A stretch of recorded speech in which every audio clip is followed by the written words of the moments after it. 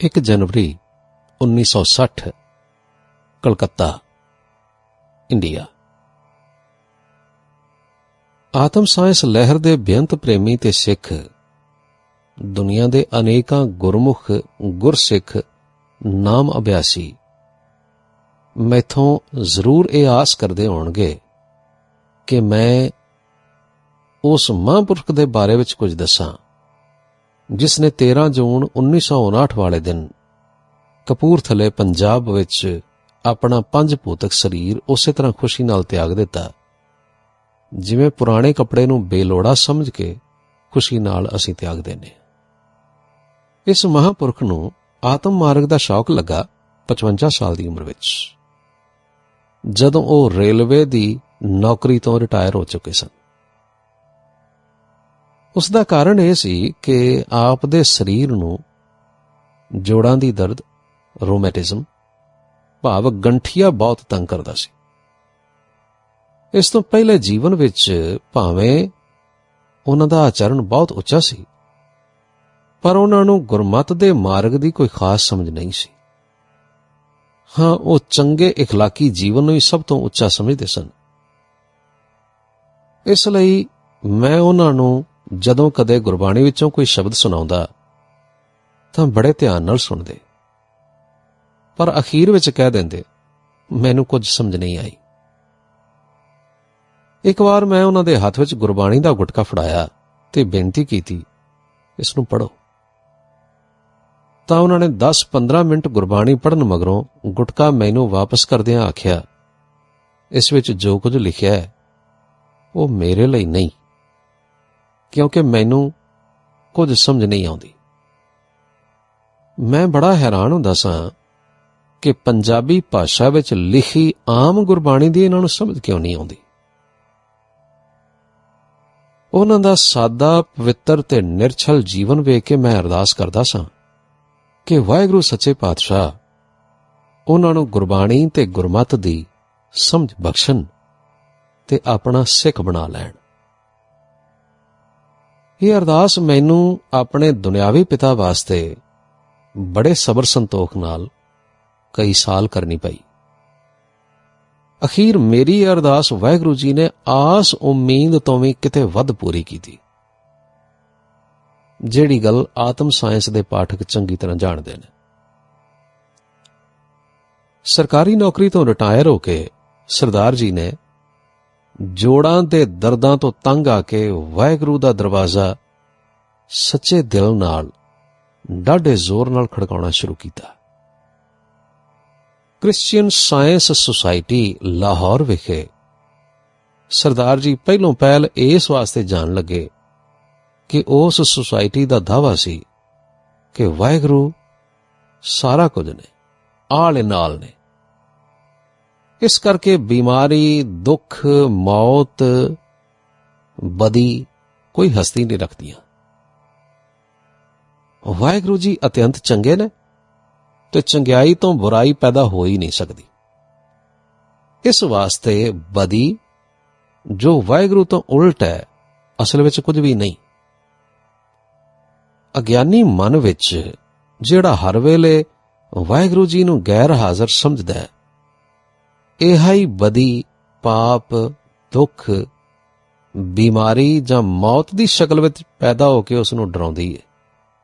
ते जदों अज्ञानी मन नूं वाहिगुरू दी सर्व व्यापकता दा ज्ञान हो जाए तां बदी उथों उसे तरह अलोप हो जांदी है सदा लई, जिवें चानण दे आउण नाल हनेरा छुप जांदा है। इस सोसाइटी विच भी ਉਹ ਜਾਂਦੇ ਰਹੇ ਤੇ ਨਾਲੇ ਗੁਰਬਾਣੀ ਨੂੰ ਵੀ ਬਹੁਤ ਪਿਆਰ ਤੇ ਸਤਿਕਾਰ ਨਾਲ ਹੌਲੀ-ਹੌਲੀ ਸਮਝ ਕੇ ਪੜ੍ਹਦੇ ਰਹੇ।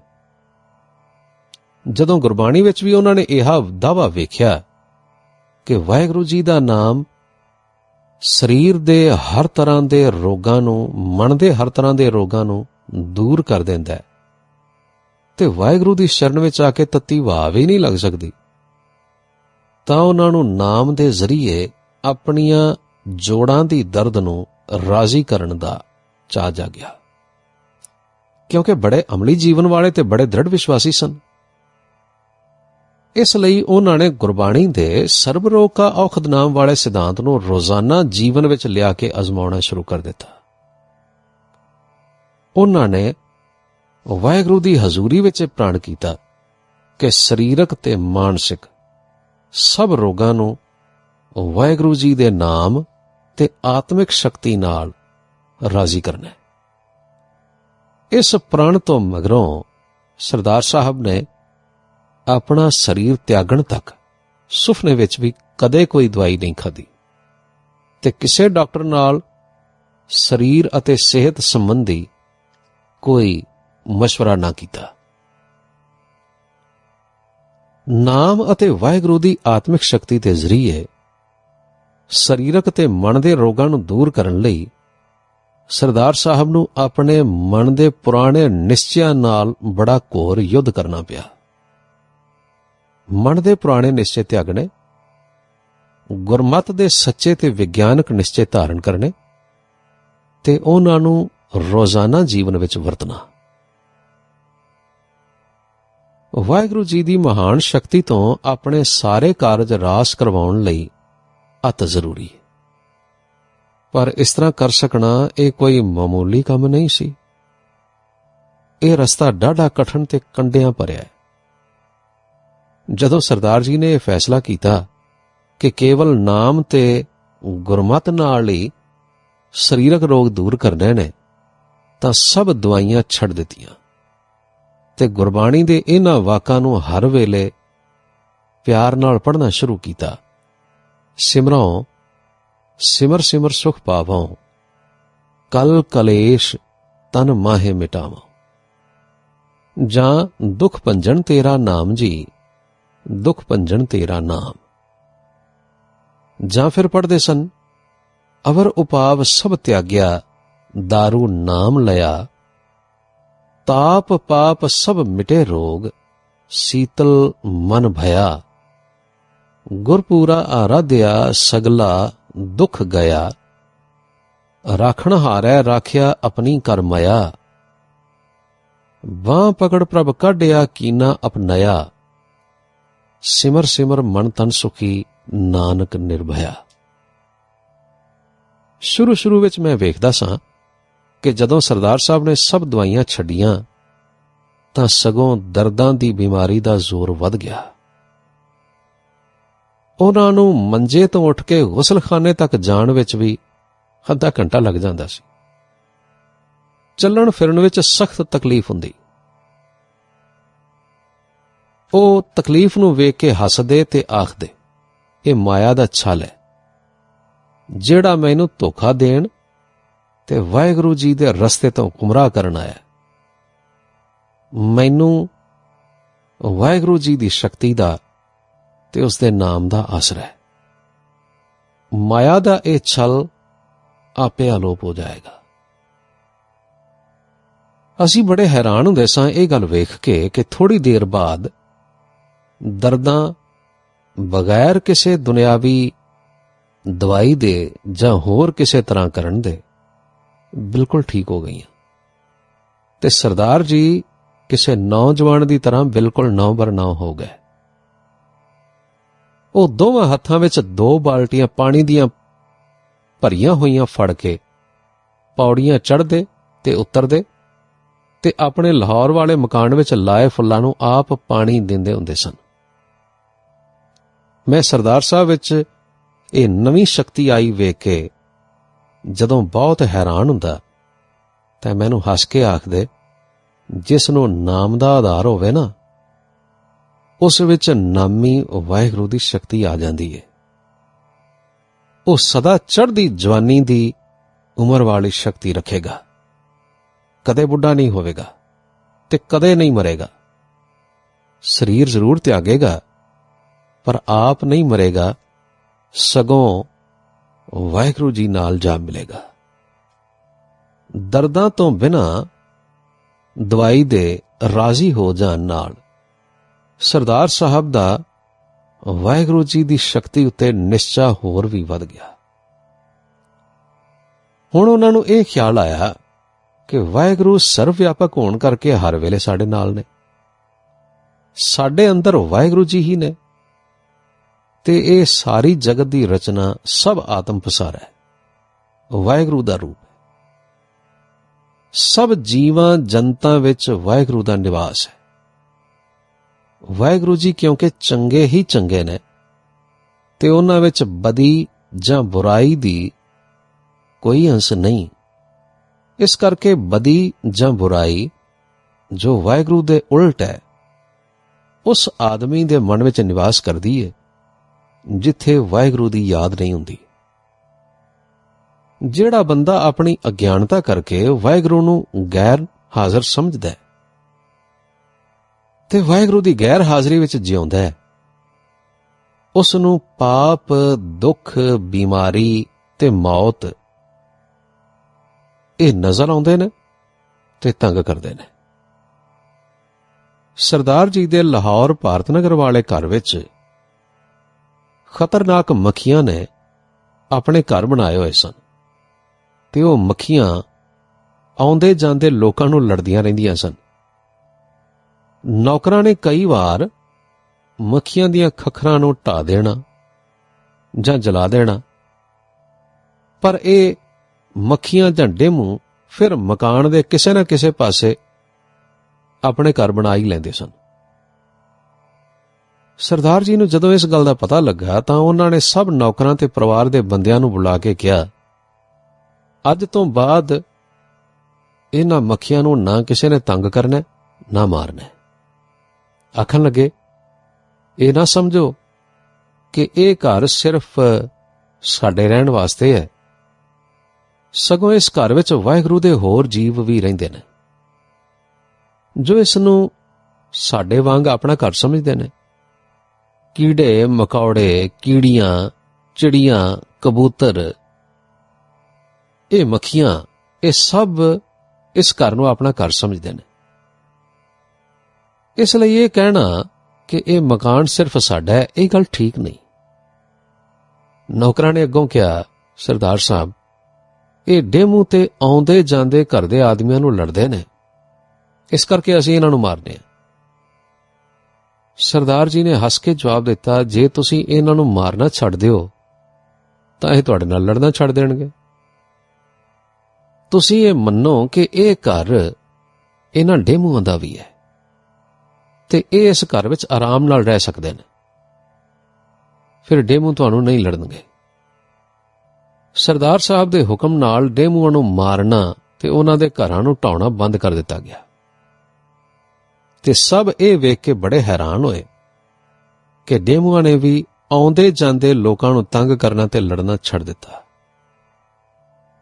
ਮੈਂ ਕਈ ਸਾਲ ਇਹ ਵੇਖਦਾ ਰਿਹਾ ਕਿ ਆਪਣੇ ਮੌਸਮ ਵਿੱਚ ਡੇਮੂ ਆ ਕੇ ਆਪਣੀਆਂ ਖੱਖਰਾਂ ਬਣਾਉਂਦੇ, ਬੱਚੇ ਦਿੰਦੇ, ਪਰ ਨਾ ਉਹਨਾਂ ਨੂੰ ਕੋਈ ਛੇੜਦਾ ਤੇ ਨਾ ਉਹ ਕਿਸੇ ਨਾਲ ਲੜਦੇ।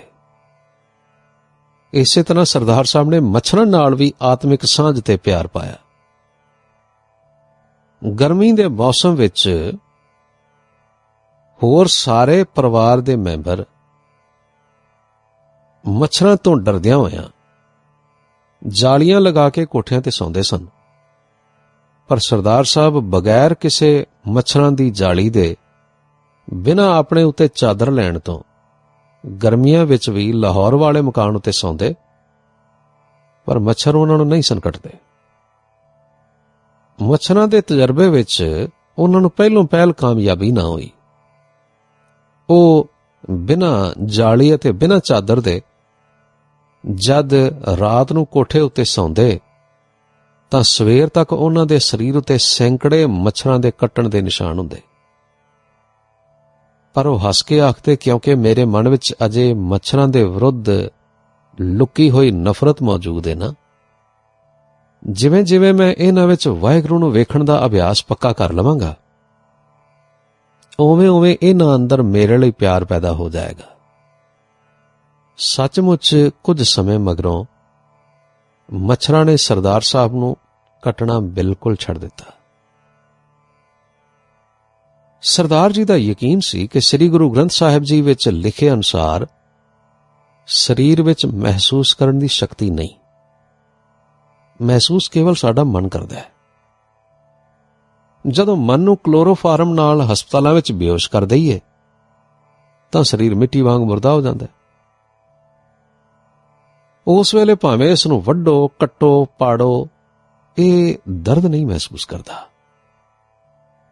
ਇਸ ਲਈ ਸ੍ਰੀ ਗੁਰੂ ਗ੍ਰੰਥ ਸਾਹਿਬ ਜੀ ਵਿੱਚ ਲਿਖੇ ਅਨੁਸਾਰ ਕਿ ਕਾਇਆ ਮਿੱਟੀ ਅੰਧ ਹੈ, ਸੱਚਮੁੱਚ ਇਹ ਸਰੀਰ ਬਿਲਕੁਲ ਅੰਨੀ ਮਿੱਟੀ ਹੈ ਜਿਸ ਵਿੱਚ ਕੋਈ ਮਹਿਸੂਸ ਕਰਨ ਦੀ ਸ਼ਕਤੀ ਨਹੀਂ ਹੈਗੀ।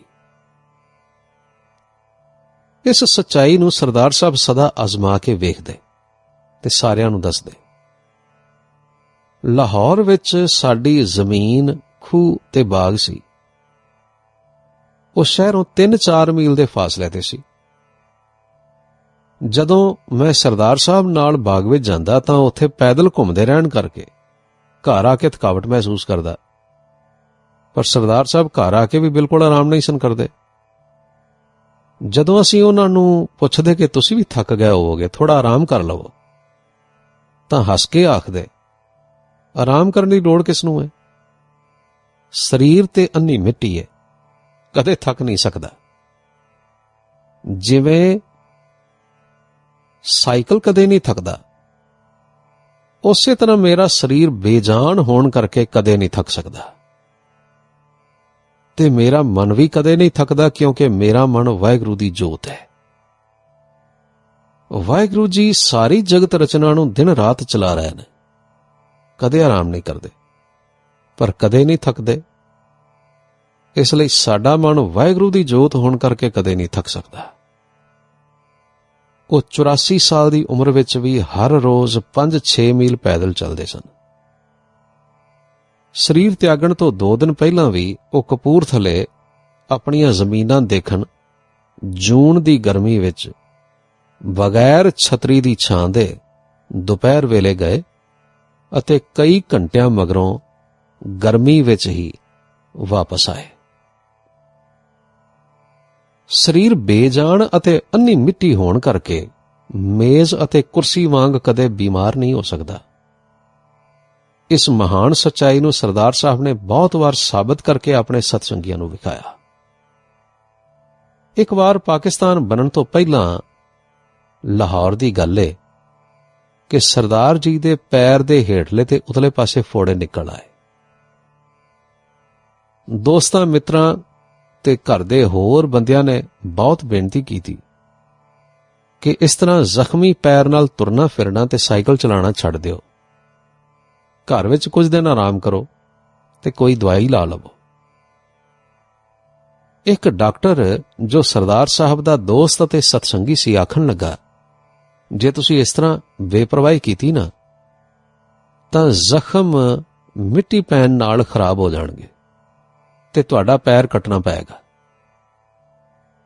ਸਰਦਾਰ ਸਾਹਿਬ ਨੇ ਹੱਸ ਕੇ ਜਵਾਬ ਦਿੱਤਾ, ਅੱਛਾ ਡਾਕਟਰ ਸਾਹਿਬ, ਕੱਲ ਤੋਂ ਮੈਂ ਪੈਰ ਦਾ ਇਲਾਜ ਸ਼ੁਰੂ ਕਰਾਂਗਾ। ਅਗਲੇ ਦਿਨ ਸਵੇਰੇ ਇਸ਼ਨਾਨ ਕਰਨ ਵੇਲੇ ਆਪ ਨੇ ਆਪਣੇ ਜ਼ਖਮੀ ਪੈਰ ਉੱਤੇ 2 ਬਾਲਟੀਆਂ ਪਾਣੀ ਦੀਆਂ ਪਾਈਆਂ ਤੇ ਫਿਰ ਸਰੀਰ ਨੂੰ ਇਸ਼ਨਾਨ ਕਰਵਾਇਆ। ਅਸੀਂ ਸਾਰੇ ਬੜੇ ਹੈਰਾਨ ਹੋਏ ਤੇ ਆਖਿਆ, ਤੁਸੀਂ ਚੰਗਾ ਇਲਾਜ ਸ਼ੁਰੂ ਕੀਤਾ। ਅੱਗੇ ਤਾਂ ਪੈਰ ਨੂੰ ਪਾਣੀ ਤੋਂ ਬਚਾ ਕੇ ਰੱਖਦੇ ਸੋ ਤੇ ਅੱਜ ਬਾਲਟੀਆਂ ਭਰ ਕੇ ਪੈਰ ਉੱਤੇ ਪਾਣੀ ਪਾ ਦਿੱਤਾ। ਅੱਗੋਂ ਆਪ ਹੱਸਦੇ ਕਹਿਣ ਲੱਗੇ, ਅੱਜ ਤੋਂ ਮੈਂ ਆਪਣੇ ਮਨ ਦੇ ਇਸ ਗਲਤ ਨਿਸ਼ਚੇ ਦਾ ਇਲਾਜ ਸ਼ੁਰੂ ਕੀਤਾ,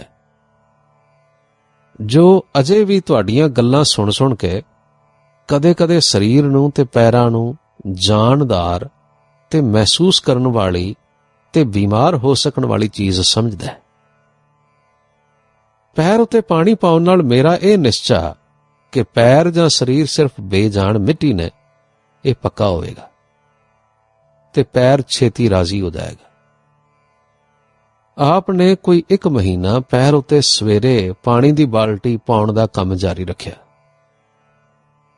ਅਸੀਂ ਤੇ ਡਾਕਟਰ ਸਾਹਿਬ ਇਹ ਗੱਲ ਵੇਖ ਕੇ ਬੜੇ ਹੈਰਾਨ ਹੁੰਦੇ ਸਾਂ ਕਿ ਪੈਰ ਦੇ ਜ਼ਖਮਾਂ ਦੀ ਸਰਦਾਰ ਸਾਹਿਬ ਨੂੰ ਪੀੜ ਨਹੀਂ ਸੀ ਹੁੰਦੀ ਤੇ ਬਿਨਾਂ ਕਿਸੇ ਦਵਾਈ ਤੋਂ ਹੌਲੀ-ਹੌਲੀ ਪੈਰ ਦੇ ਜ਼ਖਮ ਠੀਕ ਹੋਣ ਲੱਗ ਪਏ ਤੇ ਤਕਰੀਬਨ ਸਵਾ ਮਹੀਨੇ ਮਗਰੋਂ ਪੈਰ ਬਿਲਕੁਲ ਰਾਜ਼ੀ ਹੋ ਗਿਆ। ਉਹ ਕਹਿੰਦੇ ਹੁੰਦੇ ਸਨ ਕਿ ਬਿਮਾਰੀ ਸਾਡੇ ਮਨ ਦੇ ਗਲਤ ਨਿਸ਼ਚਿਆਂ ਦਾ ਨਤੀਜਾ ਹੈ। ਜੇ ਤੁਸੀਂ ਮਨ ਦੇ ਗਲਤ ਨਿਸ਼ਚਿਆਂ ਨੂੰ ਗੁਰਮਤਿ ਦੇ ਠੀਕ ਅਤੇ ਵਿਗਿਆਨਕ ਨਿਸ਼ਚਿਆਂ ਨਾਲ ਤਬਦੀਲ ਕਰ ਦਿਓ ਤਾਂ ਬਿਮਾਰੀ ਆਪਣੇ ਆਪ ਚਲੀ ਜਾਏਗੀ। ਸ੍ਰੀਮਾਨ ਸਰਦਾਰ ਸਾਹਿਬ ਜੀ ਗੁਰਬਾਣੀ ਦੇ ਨਿਰੇ ਪਾਠ ਨੂੰ ਗੁਰਸਿੱਖੀ ਨਹੀਂ ਸਨ ਮੰਨਦੇ ਤੇ ਗੁਰਬਾਣੀ ਵਿੱਚ ਦਿੱਤੇ ਉਪਦੇਸ਼ ਦੀ ਕਮਾਈ ਨੂੰ ਸਿੱਖੀ ਮੰਨਦੇ ਸਨ। ਉਹ ਕਹਿੰਦੇ ਸਨ ਕਿ ਜਿਸ ਨਿਸਬਤ ਵਿੱਚ ਗੁਰਬਾਣੀ ਦਾ ਉਪਦੇਸ਼ ਸਾਡੇ ਰੋਜ਼ਾਨਾ ਜੀਵਨ ਵਿੱਚ ਆਉਣਾ ਸ਼ੁਰੂ ਹੋ ਜਾਏਗਾ, ਅਸੀਂ ਉਸੇ ਪਰਸੈਂਟੇਜ ਦੇ ਹਿਸਾਬ ਨਾਲ ਹੀ ਸਿੱਖਾਂ। ਉਹਨਾਂ ਦਾ ਜ਼ਿਆਦਾ ਕਰਕੇ ਗੁਰਬਾਣੀ ਨਾਲ ਤਨ ਅਤੇ ਮਨ ਦੇ ਰੋਗ ਦੂਰ ਕਰਨ ਵੱਲ ਬਹੁਤ ਧਿਆਨ ਲੱਗਦਾ ਸੀ। ਉਹਨਾਂ ਦਾ ਖਿਆਲ ਸੀ ਬਈ ਜੇ ਸਰਬ ਰੋਗ ਕਾ ਔਖਦ ਨਾਮ ਦੀ ਕਮਾਈ ਕੀਤੀ ਜਾਵੇ ਤਾਂ ਤਨ ਅਤੇ ਮਨ ਦੇ ਸਭ ਰੋਗ ਦੂਰ ਹੋ ਸਕਦੇ ਨੇ ਤੇ ਸਾਡਾ ਵਾਹਿਗੁਰੂ ਜੀ ਵਿੱਚ ਦ੍ਰਿੜ ਅਤੇ ਡੂੰਘਾ ਵਿਸ਼ਵਾਸ ਪੈਦਾ ਹੋ ਸਕਦਾ ਹੈ। ਇਹ ਵੀ ਕਹਿੰਦੇ ਸਨ ਕਦੇ ਨਾਮ ਨੂੰ ਵੀ ਬੁਖਾਰ ਚੜ੍ਹ ਸਕਦਾ ਹੈ। ਮੇਰੇ ਅੰਦਰ ਨਾਮ ਦਾ ਨਿਵਾਸ ਹੈ ਤੇ ਮੈਨੂੰ ਬੁਖਾਰ ਨਹੀਂ ਚੜ੍ਹ ਸਕਦਾ। ਇੱਕ ਵਾਰ ਕਪੂਰਥਲੇ ਤੋਂ ਸਰਦਾਰ ਸਾਹਿਬ ਦੇ ਗੁਆਂਢੀ ਮਿੱਤਰ ਨੇ ਸਰਦਾਰ ਸਾਹਿਬ ਦੀਆਂ ਲੜਕੀਆਂ ਨੂੰ ਚਿੱਠੀਆਂ ਪਾਈਆਂ ਕਿ ਤੁਸੀਂ ਜਲਦੀ ਆਓ। ਸਰਦਾਰ ਸਾਹਿਬ ਭਾਵੇਂ ਦੱਸਦੇ ਨਹੀਂ, ਪਰ ਹੱਥ ਲਾਇਆ ਉਹਨਾਂ ਦਾ ਸਰੀਰ ਬੜਾ ਗਰਮ ਪ੍ਰਤੀਤ ਹੁੰਦਾ ਹੈ। ਇਹ ਖਬਰ ਸੁਣ ਕੇ ਸਰਦਾਰ ਸਾਹਿਬ ਦੀਆਂ 2 ਲੜਕੀਆਂ ਕਪੂਰਥਲੇ ਪਹੁੰਚ ਗਈਆਂ। ਜਦੋਂ ਸਰਦਾਰ ਸਾਹਿਬ ਨੂੰ ਪਤਾ ਲੱਗਾ ਕਿ ਲੜਕੀਆਂ ਉਹਨਾਂ ਦੀ ਬਿਮਾਰੀ ਦੀ ਖਬਰ ਸੁਣ ਕੇ ਆਈਆਂ ਨੇ ਤਾਂ ਉਹ ਬੜੇ ਨਾਰਾਜ਼ ਹੋਏ ਕਿ ਤੁਸੀਂ ਕਿਉਂ ਆਈਆਂ ਜੇ? ਕੀ ਤੁਸੀਂ ਮੈਨੂੰ ਇਕੱਲਿਆਂ ਸਮਝਿਆ? ਕਿ ਮੇਰੇ ਨਾਲ ਮੇਰੇ ਵਾਹਿਗੁਰੂ ਜੀ ਨਹੀਂ ਸਨ? ਤੁਸੀਂ ਡਾਕਟਰ ਹੋ? ਮੇਰੇ ਕੋਲ ਡਾਕਟਰਾਂ ਦਾ ਵੀ ਵੱਡਾ ਡਾਕਟਰ ਵਾਹਿਗੁਰੂ ਹਰ ਵੇਲੇ ਮੌਜੂਦ ਹੈ। ਆਖਣ ਲੱਗੇ ਮੈਂ ਤੇ ਖੁਸ਼ ਹਾਂ ਕਿ ਮੈਨੂੰ ਬੁਖਾਰ ਚੜਿਆ, ਕਿਉਂਕਿ ਹੁਣ ਮੈਨੂੰ ਵਾਹਿਗੁਰੂ ਜੀ ਦੀ ਮਹਾਨ ਸ਼ਕਤੀ ਨੂੰ ਵਰਤਣ ਤੇ ਅਜ਼ਮਾਉਣ ਦਾ ਅਦੁੱਤੀ ਮੌਕਾ ਮਿਲਿਆ। ਸਰਦਾਰ ਸਾਹਿਬ ਨੂੰ ਟਾਈਫਾਈਡ ਦਾ ਬੁਖਾਰ ਸੀ ਜੋ 11 ਦਿਨ ਲਗਾਤਾਰ ਚੜ੍ਹਿਆ, ਪਰ ਇਸ ਸਾਰੇ ਸਮੇਂ ਵਿੱਚ ਸਰਦਾਰ ਸਾਹਿਬ ਰਾਤ ਦੇ ਰੂਟੀਨ ਦੇ ਮੁਤਾਬਕ ਕੁਝ ਘੰਟੇ ਤੇ ਦਿਨੇ ਰੂਟੀਨ ਮੁਤਾਬਕ ਦੁਪਹਿਰ ਦਾ ਖਾਣਾ ਖਾ ਕੇ 1 ਘੰਟਾ ਬਿਸਤਰੇ ਉੱਤੇ ਲੇਟਣ ਤੋਂ ਸਿਵਾ ਬੁਖਾਰ ਦੀ ਹਾਲਤ ਵਿੱਚ ਵੀ ਕਦੇ ਲੰਮੇ ਨਹੀਂ ਸਨ ਪਏ। ਸਾਰੀ ਬਿਮਾਰੀ ਵਿੱਚ ਉਹਨਾਂ ਨੇ ਕੋਈ ਪਰਹੇਜ਼ ਨਾ ਕੀਤਾ, ਕੋਈ ਦਵਾਈ ਨਹੀਂ ਖਾਧੀ, ਕਿਸੇ ਡਾਕਟਰ ਦੀ ਸਲਾਹ ਨਹੀਂ ਲਈ।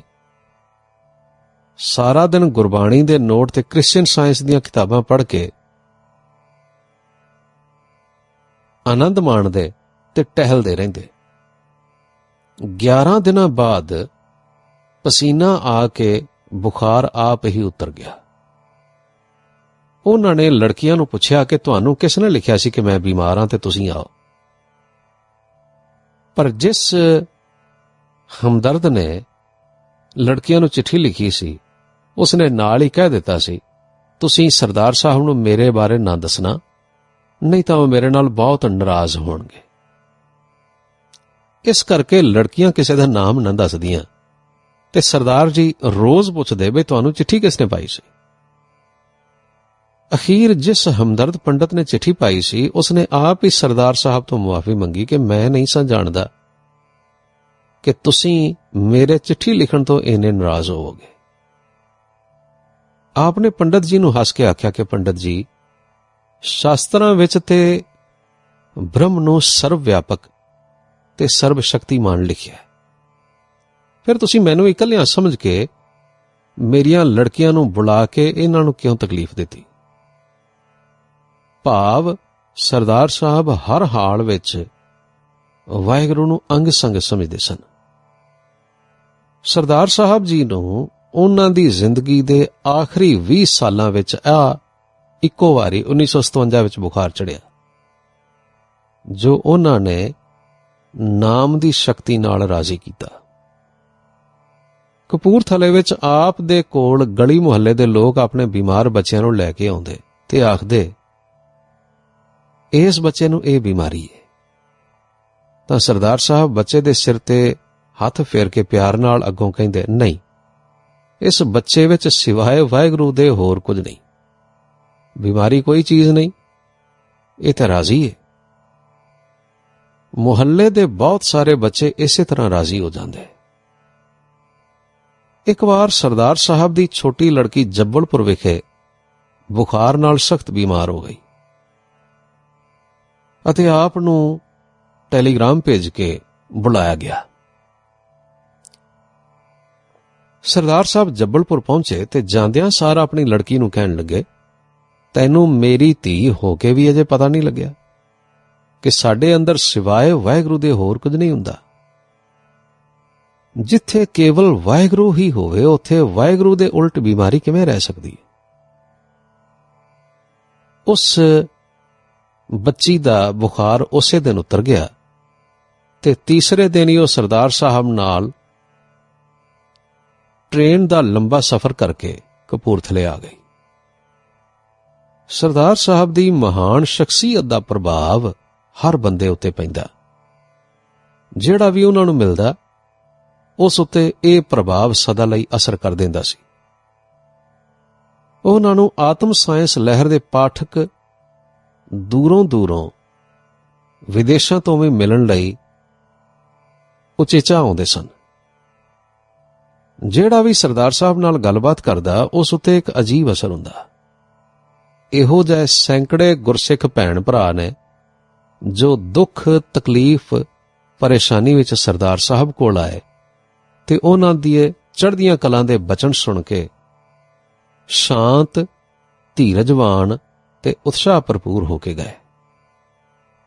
ਬਹੁਤ ਲੋਕ ਐਸੇ ਨੇ ਜਿਨ੍ਹਾਂ ਨੂੰ ਸਰਦਾਰ ਸਾਹਿਬ ਨੇ ਸਿਰਫ ਚਿੱਠੀਆਂ ਰਾਹੀਂ ਬਿਮਾਰੀ ਤੋਂ ਰਾਜ਼ੀ ਕੀਤਾ ਅਤੇ ਤਕਲੀਫਾਂ ਮੁਸੀਬਤਾਂ ਤੋਂ ਆਜ਼ਾਦ ਕਰ ਦਿੱਤਾ।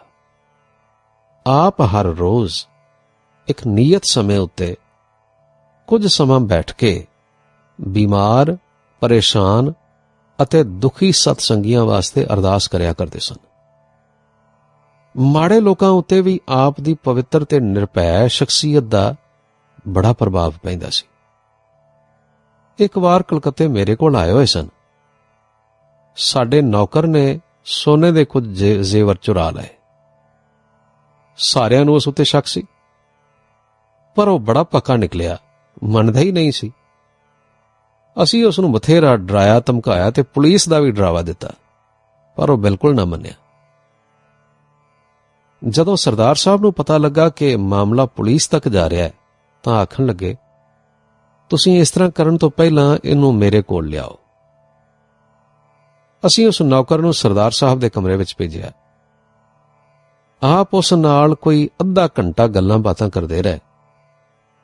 ਉਪਰੰਤ ਦਰਵਾਜ਼ਾ ਖੋਲ ਕੇ ਸਾਨੂੰ ਬੁਲਾ ਕੇ ਕਹਿਣ ਲੱਗੇ, ਤੁਹਾਨੂੰ ਇਹ ਜ਼ੇਵਰ ਲਿਆ ਦਿੰਦਾ ਹੈ, ਪਰ ਤੁਸੀਂ ਇਸ ਨੂੰ ਨਾ ਤੇ ਨਾਰਾਜ਼ ਹੋਣਾ ਤੇ ਨਾ ਹੀ ਨੌਕਰੀ ਤੋਂ ਜਵਾਬ ਦੇਣਾ।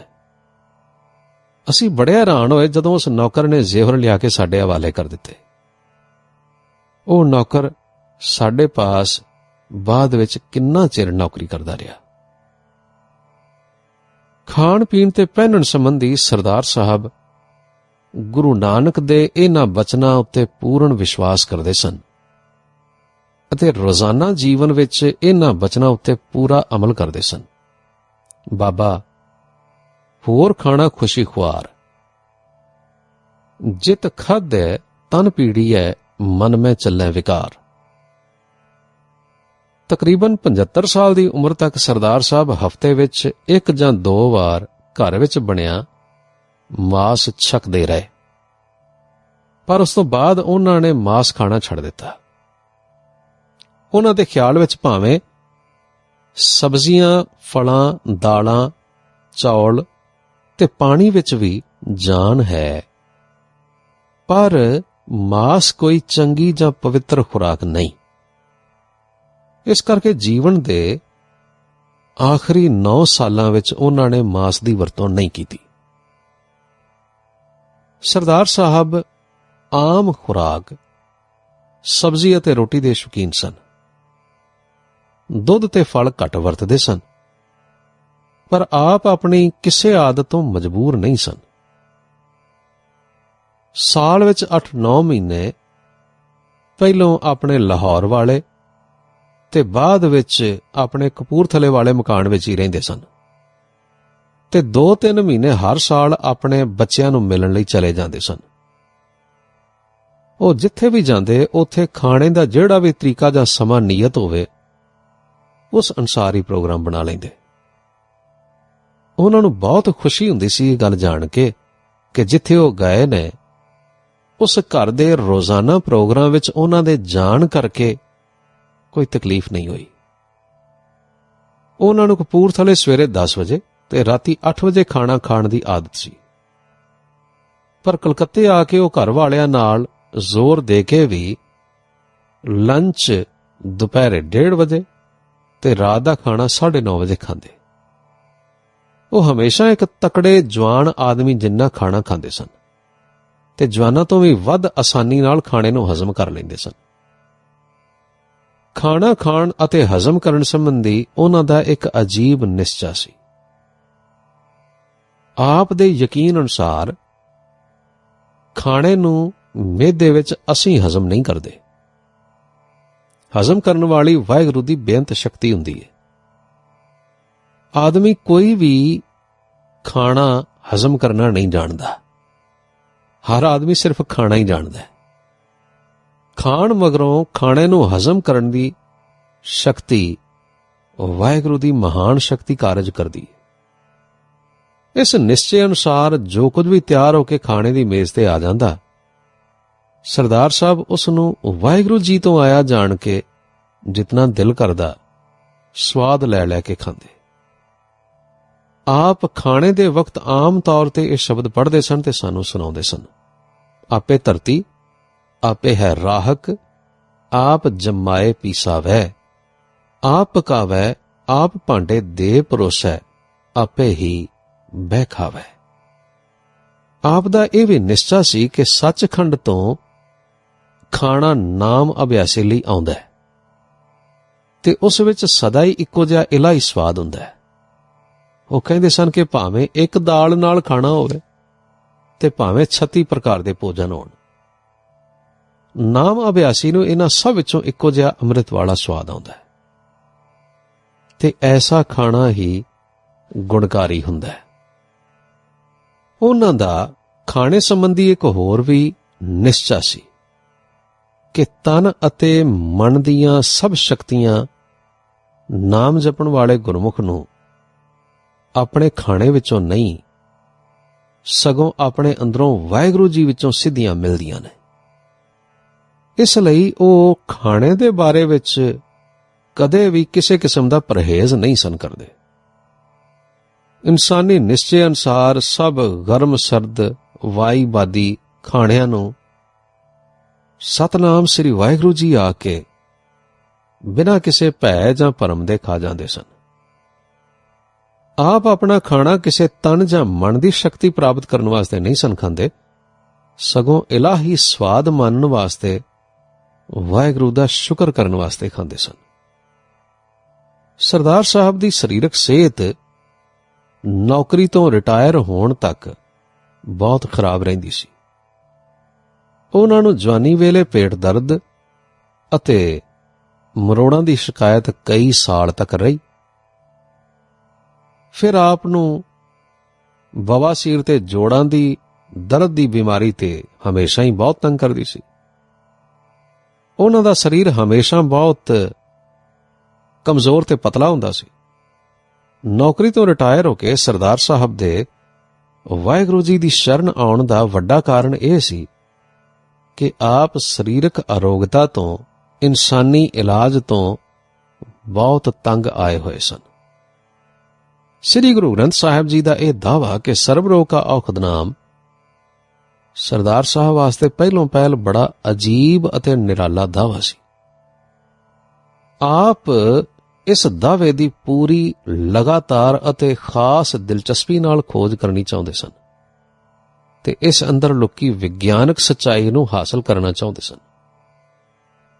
ਸਰਦਾਰ ਸਾਹਿਬ ਦੀ ਸਰੀਰਕ ਜ਼ਿੰਦਗੀ ਦੇ ਪਿਛਲੇ 20-25 ਸਾਲ ਇਸ ਤਜਰਬੇ ਨੂੰ ਪੂਰੀ ਸਫਲਤਾ ਨਾਲ ਹਾਸਲ ਕਰਨ ਵਿੱਚ ਗੁਜ਼ਰੇ ਤੇ ਜੋ ਸਫਲਤਾ ਵਾਹਿਗੁਰੂ ਜੀ ਨੇ ਆਪ ਨੂੰ ਬਖਸ਼ਿਸ਼ ਕੀਤੀ ਉਹ ਐਸੀ ਸ਼ਾਨਦਾਰ ਸੀ ਕਿ ਇਸ ਵੇਲੇ ਹਜ਼ਾਰਾਂ ਸਿੱਖ ਪਰਿਵਾਰਾਂ ਵਿੱਚ ਵਾਹਿਗੁਰੂ ਜੀ ਦੇ ਗਿਆਨ ਅਤੇ ਨਾਮ ਨਾਲ ਤਨ ਤੇ ਮਨ ਦੀਆਂ ਬਿਮਾਰੀਆਂ ਨੂੰ ਰਾਜ਼ੀ ਕਰਨ ਦਾ ਰਿਵਾਜ ਬਣ ਗਿਆ। ਉਹਨਾਂ ਨੂੰ 56 ਸਾਲ ਦੀ ਉਮਰ ਤੱਕ ਗੁਰਮੁਖੀ ਲਿਖਣੀ ਨਹੀਂ ਸੀ ਆਉਂਦੀ, ਪਰ ਜਦੋਂ ਉਹਨਾਂ ਨੂੰ ਆਤਮਿਕ ਖੋਜ ਦੀ ਦਿਲਚਸਪੀ ਵਧੀ ਤਾਂ ਉਹਨਾਂ ਨੇ ਗੁਰਮੁਖੀ ਲਿਖਣੀ ਸਿੱਖੀ ਤੇ ਗੁਰੂ ਗ੍ਰੰਥ ਸਾਹਿਬ ਜੀ ਮਹਾਰਾਜ ਤੋਂ ਨੋਟ ਲੈਣੇ ਸ਼ੁਰੂ ਕੀਤੇ। ਹੌਲੀ ਹੌਲੀ ਉਹਨਾਂ ਨੇ ਗੁਰਮੁਖੀ ਵਿੱਚ ਲੇਖ ਲਿਖਣੇ ਸ਼ੁਰੂ ਕੀਤੇ। ਉਹਨਾਂ ਦੇ ਅੰਗਰੇਜ਼ੀ ਤੇ ਗੁਰਮੁਖੀ ਦੇ ਲੇਖ 1949 ਤੋਂ ਆਤਮ ਸਾਇੰਸ ਦੇ ਪਰਚਿਆਂ ਵਿੱਚ ਛਪਣੇ ਸ਼ੁਰੂ ਹੋਏ ਤੇ ਪੂਰੇ 10 ਸਾਲ ਉਹ ਇਸ ਪਰਚੇ ਵਾਸਤੇ ਹਰ ਮਹੀਨੇ 1 ਜਾਂ 2 ਲੇਖ ਲਿਖਦੇ ਰਹੇ। ਸਰਦਾਰ ਸਾਹਿਬ ਦਾ ਰੋਜ਼ਾਨਾ ਜੀਵਨ ਬੜਾ ਸਾਦਾ ਤੇ ਉੱਚਾ ਸੀ। ਉਹ ਹਰ ਰੋਜ਼ ਸਵੇਰੇ 3 ਵਜੇ ਦੇ ਕਰੀਬ ਜਾਗਦੇ ਤੇ 5-5:30 ਵਜੇ ਤੱਕ ਚੁੱਪਚਾਪ ਸਿਮਰਨ ਅਭਿਆਸ ਅਤੇ ਵਾਹਿਗੁਰੂ ਦੀ ਸਿਫਤ ਸਲਾਹ ਕਰਦੇ। 5:30 ਵਜੇ ਸਰੀਰਕ ਕਿਰਿਆ ਸੋਧ ਕੇ ਤੇ ਇਸ਼ਨਾਨ ਕਰਕੇ ਤਿਆਰ ਹੋ ਜਾਂਦੇ। ਚਾਹ ਜਾਂ ਦੁੱਧ ਪੀ ਕੇ ਆਪ 2 ਘੰਟੇ ਗੁਰਬਾਣੀ ਦੀ ਵਿਚਾਰ ਆਪਣੇ ਲਿਖੇ ਗੁਰਬਾਣੀ ਦੇ ਨੋਟਾਂ ਦੀ ਕਾਪੀ ਤੋਂ ਕਰਦੇ। ਉਪਰੰਤ ਸ੍ਰੀ ਗੁਰੂ ਗ੍ਰੰਥ ਸਾਹਿਬ ਜੀ ਦੇ ਦਰਸ਼ਨ ਕਰਦੇ ਅਤੇ ਗੁਰੂ ਗ੍ਰੰਥ ਸਾਹਿਬ ਜੀ ਵਿੱਚੋਂ ਬਾਣੀ ਪੜ੍ਹਦੇ। ਤਕਰੀਬਨ 10 ਵਜੇ ਖਾਣਾ ਖਾ ਲੈਂਦੇ ਤੇ ਖਾਣਾ ਖਾ ਕੇ ਘਰੋਂ ਬਾਹਰ ਨਿਕਲ ਜਾਂਦੇ ਤੇ ਬੈਂਕਾਂ ਦਾ, ਜ਼ਮੀਨਾਂ ਦਾ ਜਾਂ ਹੋਰ ਜਿਹੜਾ ਵੀ ਕੰਮਕਾਰ ਕਰਨਾ ਹੁੰਦਾ ਉਹ ਕਰਦੇ। ਤਕਰੀਬਨ 2 ਵਜੇ ਘਰ ਵਾਪਸ ਆਉਂਦੇ। 2 ਤੋਂ 4 ਵਜੇ ਤੱਕ ਉਹ ਆਮ ਕਰਕੇ ਆਰਾਮ ਕਰਦੇ ਤੇ 4 ਤੋਂ 8 ਵਜੇ ਤੱਕ ਉਹ ਕ੍ਰਿਸਚੀਅਨ ਸਾਇੰਸ ਦੀਆਂ ਕਿਤਾਬਾਂ ਪੜ੍ਹਦੇ ਤੇ ਮਿਲਣ ਆਏ ਲੋਕਾਂ ਨਾਲ ਗੁਰਬਾਣੀ ਦੀ ਵਿਚਾਰ ਕਰਦੇ। ਨਿਰਾਸ਼ ਲੋਕਾਂ ਦਾ ਵਾਹਿਗੁਰੂ ਜੀ ਦੀਆਂ ਗੱਲਾਂ ਦੱਸ ਕੇ ਧੀਰਜ ਬਣਾਉਂਦੇ। ਗਲੀ ਮੁਹੱਲੇ ਦੇ ਬੱਚਿਆਂ ਨੂੰ ਗੋਲੀਆਂ ਜਾਂ ਹੋਰ ਖਾਣ ਵਾਲੀਆਂ ਚੀਜ਼ਾਂ ਵੰਡਦੇ ਰਹਿੰਦੇ। ਉਹਨਾਂ ਨੂੰ ਬੜੀ ਦੂਰ ਤੋਂ ਗੁਰੂ ਕੇ ਸਿੱਖ ਮਿਲਣ ਆਇਆ ਕਰਦੇ ਸਨ ਤੇ ਬਹੁਤ ਸਾਰੇ ਗੁਰਸਿੱਖ ਚਿੱਠੀਆਂ ਰਾਹੀਂ ਆਪਣੀਆਂ ਬਿਮਾਰੀਆਂ ਤੇ ਹੋਰ ਦੁਨਿਆਵੀ ਔਕੜਾਂ ਤਕਲੀਫਾਂ ਦੱਸਦੇ ਤੇ ਆਪ ਸਾਰਿਆਂ ਨੂੰ ਸਰਬ ਰੋਗ ਕਾ ਔਖਦ ਨਾਮ ਦਾ ਸੰਦੇਸ਼ ਬੜੇ ਸੁਚੱਜੇ ਤੇ ਵਿਗਿਆਨਕ ਤਰੀਕੇ ਨਾਲ ਸਮਝਾਉਂਦੇ। ਉਹਨਾਂ ਕੋਲ ਜਿਹੜੇ ਵੀ ਬਿਮਾਰ ਜਾਂ ਹੋਰ ਦੁਨਿਆਵੀ ਤਕਲੀਫਾਂ ਵਾਲੇ ਆਦਮੀ ਆਉਂਦੇ ਜਾਂ ਖਤ ਲਿਖਦੇ, ਉਹਨਾਂ ਵਾਸਤੇ ਸਰਦਾਰ ਸਾਹਿਬ ਨੇ ਹਰ ਰੋਜ਼ ਅਰਦਾਸ ਕਰਨ ਦਾ ਖਾਸ ਸਮਾਂ ਰੱਖਿਆ ਹੋਇਆ ਸੀ। ਉਸ ਸਮੇਂ ਉਹ ਹਰ ਮਰੀਜ਼ ਜਾਂ ਦੁਖੀ ਜਿਹੜਾ ਉਹਨਾਂ ਦੇ ਨੋਟਿਸ ਵਿੱਚ ਆਉਂਦਾ ਉਸ ਵਾਸਤੇ ਇਕਾਂਤ ਵਿੱਚ ਬੈਠ ਕੇ ਵਾਹਿਗੁਰੂ ਜੀ ਅੱਗੇ ਅਰਦਾਸ ਕਰਦੇ ਤੇ ਬਿਮਾਰਾਂ ਤੇ ਦੁਖੀਆਂ ਦੀਆਂ ਚਿੱਠੀਆਂ ਦਾ ਜਵਾਬ ਦਿੰਦੇ। ਕਈ ਬਿਮਾਰ ਸਰਦਾਰ ਸਾਹਿਬ ਨੂੰ ਆਪਣੀ ਬਿਮਾਰੀ ਦੇ ਬਾਰੇ ਹਫ਼ਤਾਵਾਰੀ ਰਿਪੋਰਟ ਲਿਖ ਕੇ ਭੇਜਦੇ ਸਨ। ਉਹ ਆਮ ਤੌਰ ਤੇ ਹਰ ਮਹੀਨੇ 1 ਚਿੱਠੀ ਮੈਨੂੰ ਲਿਖਦੇ ਸਨ। ਇੱਕ ਵਾਰ ਉਹਨਾਂ ਨੇ ਚਿੱਠੀ ਕਿਸੇ ਹੋਰ ਬੰਦੇ ਤੋਂ ਲਿਖਵਾਈ ਤੇ ਉਸੇ ਆਦਮੀ ਤੋਂ ਹੇਠਾਂ ਆਪਣੇ ਦਸਖਤ ਕਰਵਾਏ। ਉਸ ਆਦਮੀ ਵੱਲੋਂ ਉਸੇ ਚਿੱਠੀ ਵਿੱਚ ਇੱਕ ਪਰਚਾ ਲਿਖਿਆ ਹੋਇਆ ਸੀ ਕਿ ਸਰਦਾਰ ਸਾਹਿਬ ਦੇ ਸੱਜੇ ਹੱਥ ਤੇ ਬੜੀ ਸੱਟ ਲੱਗੀ ਹੈ ਤੇ ਅੰਗੂਠੇ ਦਾ ਨਹੁੰ ਲੱਥ ਗਿਆ, ਖੂਨ ਬਹੁਤ ਨਿਕਲਿਆ। ਸਭ ਨੇ ਆਖਿਆ ਕਿ ਡਾਕਟਰ ਨੂੰ ਹੱਥ ਵਿਖਾ ਕੇ ਮਲਮ ਪੱਟੀ ਕਰਵਾ ਲਓ, ਪਰ ਸਰਦਾਰ ਸਾਹਿਬ ਕਿਸੇ ਦੀ ਗੱਲ ਨਹੀਂ ਸੁਣਦੇ ਤੇ ਕੋਈ ਇਲਾਜ ਨਹੀਂ ਕਰਦੇ। ਹੱਥ ਉੱਤੇ ਐਵੇਂ ਇੱਕ ਰੁਮਾਲ ਬੰਨ੍ਹ ਛੱਡਿਆ ਨੇ। ਚਿੱਠੀ ਆਪ ਨਹੀਂ ਸਨ ਲਿਖ ਸਕਦੇ, ਇਸ ਕਰਕੇ ਮੈਥੋਂ ਲਿਖਵਾਈ ਨੇ, ਪਰ ਨਾਲ ਹੀ ਕਹਿੰਦੇ ਸਨ ਕਿ ਇਸ ਸੱਟ ਦਾ ਜ਼ਿਕਰ ਚਿੱਠੀ ਵਿੱਚ ਨਾ ਕਰਨਾ, ਇਸ ਕਰਕੇ ਵੱਖਰੇ ਕਾਗਜ਼ ਉੱਤੇ ਤੁਹਾਨੂੰ ਇਸ ਬਾਰੇ ਲਿਖ ਰਿਹਾ। ਜਦੋਂ ਮੈਨੂੰ ਇਹ ਚਿੱਠੀ ਮਿਲੀ ਤਾਂ ਮੈਂ ਸਰਦਾਰ ਸਾਹਿਬ ਨੂੰ ਚਿੱਠੀ ਲਿਖ ਕੇ ਬੇਨਤੀ ਕੀਤੀ ਕਿ ਉਹ ਸੱਟ ਦੇ ਜ਼ਖਮਾਂ ਦਾ ਇਲਾਜ ਕਰਨ, ਇਸ ਵਿੱਚ ਕੀ ਹਰਜ ਹੈ। ਤਾਂ 2-3 ਦਿਨਾਂ ਬਾਅਦ ਮੈਨੂੰ ਸਰਦਾਰ ਸਾਹਿਬ ਦੀ ਆਪਣੇ ਹੱਥ ਨਾਲ ਲਿਖੀ ਚਿੱਠੀ ਮਿਲੀ, ਜਿਸ ਵਿੱਚ ਇਹ ਲਿਖਿਆ ਸੀ, ਮੇਰਾ ਹੱਥ ਹੁਣ ਠੀਕ ਹੈ ਤੇ ਵਾਹਿਗੁਰੂ ਜੀ ਦੀ ਸ਼ਕਤੀ ਆਪਣਾ ਕੰਮ ਕਰ ਰਹੀ ਹੈ। ਇਸ ਤੋਂ 4-5 ਦਿਨ ਬਾਅਦ ਉਹਨਾਂ ਦੀ ਦੂਜੀ ਚਿੱਠੀ 3-4 ਸਫ਼ਿਆਂ ਦੀ ਆਪਣੇ ਹੱਥ ਨਾਲ ਲਿਖੀ ਹੋਈ ਆਈ ਜਿਸ ਦਾ ਭਾਵ ਇਹ ਸੀ ਕਿ ਜਦੋਂ ਮੇਰੇ ਹੱਥ ਨੂੰ ਸੱਟ ਵੱਜੀ ਤਾਂ ਅੰਗੂਠੇ ਦਾ ਨਹੁੰ ਉਤਰ ਗਿਆ, ਬਹੁਤ ਖੂਨ ਵਗਿਆ। ਮੈਂ ਇਸ ਨੂੰ ਮਾਇਆ ਦਾ ਧੋਖਾ ਸਮਝ ਕੇ ਵਾਹਿਗੁਰੂ ਜੀ ਕੋਲ ਅਰਦਾਸ ਕਰਨੀ ਸ਼ੁਰੂ ਕਰ ਦਿੱਤੀ ਕਿ ਮੇਰੇ ਤਾਂ ਅੰਦਰ ਬਾਹਰ ਸਿਵਾਏ ਵਾਹਿਗੁਰੂ ਦੇ ਹੋਰ ਕੋਈ ਹੈ ਹੀ ਨਹੀਂ। ਜਦੋਂ ਵਾਹਿਗੁਰੂ ਜੀ ਸਰਵ ਵਿਆਪਕ ਨੇ ਤਾਂ ਉਹਨਾਂ ਨੂੰ ਇਹ ਸੱਟ, ਜ਼ਖਮ ਤੇ ਪੀੜ ਹੋ ਨਹੀਂ ਸਕਦੀ। ਇਹ ਤਾਂ ਮੇਰੀਆਂ ਅੱਖਾਂ ਦਾ ਭੁਲੇਖਾ ਹੈ। ਜਿਹੜੀਆਂ ਅੱਖਾਂ ਇਹ ਸੱਟ, ਜ਼ਖਮ ਜਾਂ ਪੀੜ ਵੇਖ ਰਹੀਆਂ ਨੇ, ਦ੍ਰਿੜਤਾ ਨਾਲ ਵਾਹਿਗੁਰੂ ਜੀ ਦੀ ਸਰਵ ਵਿਆਪਕਤਾ ਨੂੰ ਦੁਹਰਾਉਣ ਨਾਲ ਪਹਿਲੋਂ ਪੀੜ ਹੋਣੀ ਬਿਲਕੁਲ ਬੰਦ ਹੋ ਗਈ। ਉਸ ਤੋਂ ਬਾਅਦ ਸਿਰਫ ਹੱਥਾਂ ਉੱਤੇ ਜ਼ਖਮਾਂ ਦੇ ਨਿਸ਼ਾਨ ਦਿਸਦੇ ਸਨ। ਇਸ ਲਈ ਮੈਂ ਹੱਥ ਉੱਤੇ ਰੁਮਾਲ ਲਪੇਟ ਦਿੱਤਾ ਤਾਂ ਕਿ ਜ਼ਖਮ ਮੈਨੂੰ ਤੇ ਹੋਰ ਕਿਸੇ ਨੂੰ ਨਾ ਦਿਸਣ। ਇਸ ਤੋਂ ਬਾਅਦ 2-3 ਦਿਨ ਵਿੱਚ ਹੀ ਜ਼ਖਮ ਠੀਕ ਹੋਣੇ ਸ਼ੁਰੂ ਹੋ ਗਏ ਤੇ ਅੰਗੂਠੇ ਦਾ ਨਹੁੰ ਆਪਣੀ ਥਾਂ ਤੇ ਮੁੜ ਜੁੜ ਗਿਆ ਤੇ ਮੇਰਾ ਹੱਥ ਬਿਲਕੁਲ ਕੰਮ-ਕਾਜ ਕਰਨ ਦੇ ਯੋਗ ਹੋ ਗਿਆ।